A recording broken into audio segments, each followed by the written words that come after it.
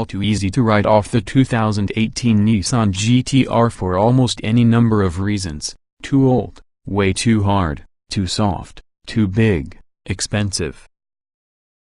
And to get fair, every one of these criticisms are valid. But I submit that not a soul who has actually driven a GT-R is ever going to write it, and they sure as hell won't forget it. Write it well in the metaphorical sense. As for writing it well in the insurance sense, yes, that's feasible. Probably a whole lot. The GT-R has become with us for just a decade, and Nissan has created updates annually, refining the lining, civilizing the ride, and constantly, always adding power. Today's GT-R, at 565 horsepower, has risen 85 ponies in the original.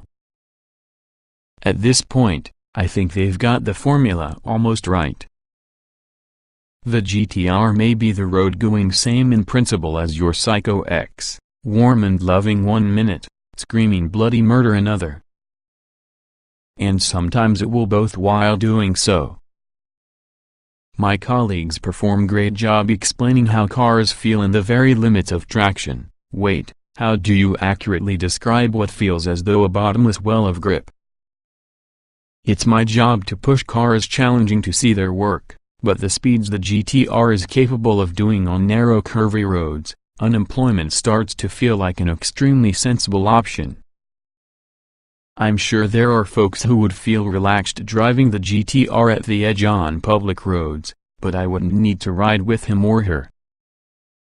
What begun as a quick test run in A's Tujunga Canyon appeared feeling like my personal episode of Fear Factor. I knew my nerve will give out well before the GT-R's grip, but I didn't expect my bowels to be within the running. Not how the GT-R has any really bad habits, at the very least none that I can drive fast or very well to goad it into, but the velocity that it can develop, as well as the rapidity which achievable happens, can be a force that to be reckoned. And all enough time, the GT-R mocks you. Its 220 miles per hour speedometer is arranged so that this pointer hangs flexibly at any speed under 100. Subtext: you aren't an authentic man, and soon you hit triple digits. So I took the coward's another option, diving to the turns with all the gusto as I dared, handing over and letting the vehicle take a set, then feeding within the power as I straightened up and experiencing the jet-like burst of thrust, even while staying well within the GT-R's prodigious handling envelope.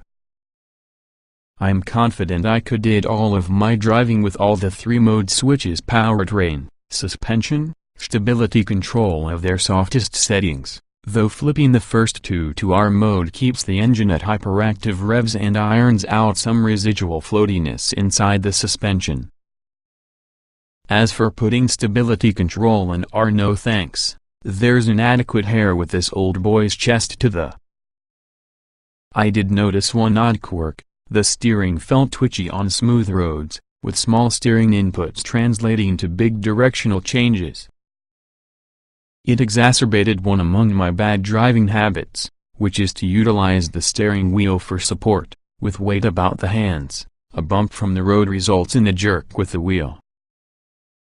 A racing instructor once trained me in to concentrate my weight during my butt and let my hands be light.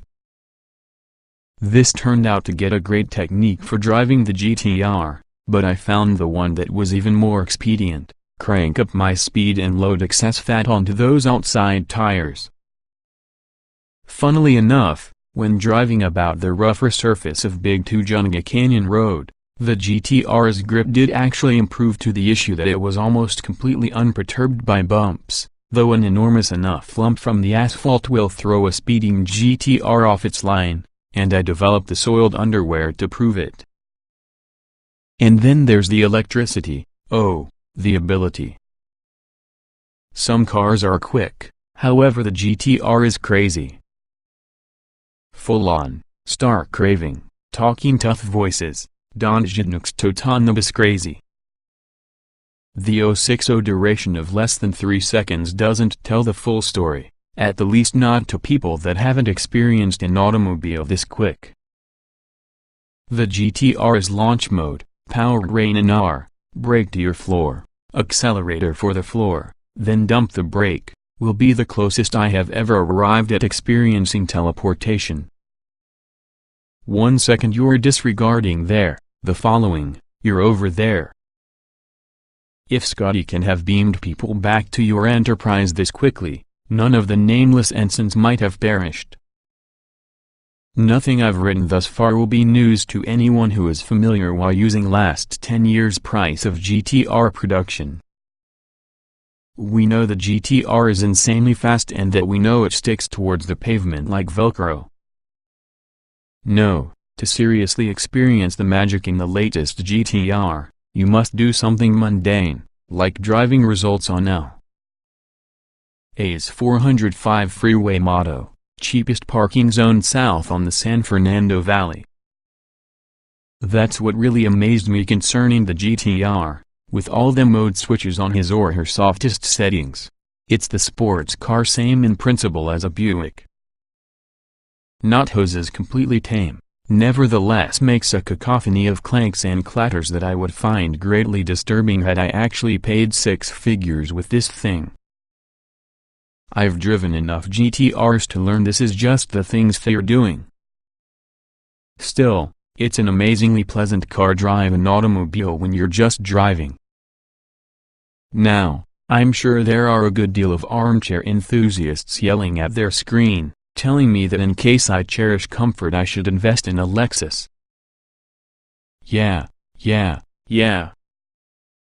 One from the things the brochures don't explain to you is that this best curvy road cars may be downright miserable for day-to-day driving. You can purchase a fun car for your weekends as well as a sensible car to your commute, or you can get a GT-R and luxuriate in it every day. And that's something I never anticipated to write about a 200 miles per hour all-wheel drive supercar. So will we write the GT-R off to be too old, too soft, too big, or expensive? I don't think so.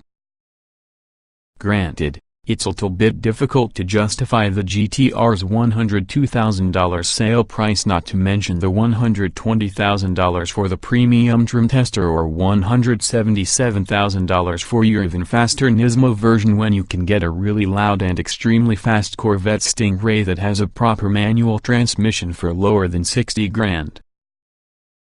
At the GT-R's prices, you're also well into Porsche 911 territory. But while there are many cars that what the GT-R does, some faster, some better, there's nothing that would it quite exactly the same. 10 years since its inception, the GT-R's mix of turbocharged thrust and computer-aided all-wheel drive grip still thrills in ways no other car does. Today's GT-Rs constantly deliver the evil-kill robot driving insanity. And today it behaves itself for people low-speed runs towards the grocery store. It may be tough to justify it in writing, even so the fact is that there's no other quite like the Nissan GT-R. Long may it ride. 2018 Nissan GT-R specifications. Early 2019. Price: $101,685 base, $119,885 as tested.